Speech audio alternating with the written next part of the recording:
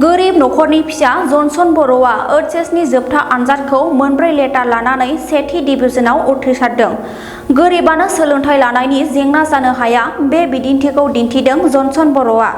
उदालगुरि जिल्लानि सिङाव थानाय खाग्राबारि ओनसोलनि धुपगुरि सुबारि गामिनि मुस्रि बिनुद बर' आरो मुस्रिमा रिना बर'नि फिसाज्ला मुस्रि जनसन बर'आ एचएस आनजादनि साइन्स स्ट्रिमाव उथ्रिसारनानै मोनब्रै आयदायाव लेटार लाखिनानै गासै 427 नम्बर लानानै उथ्रिसारनो हादों।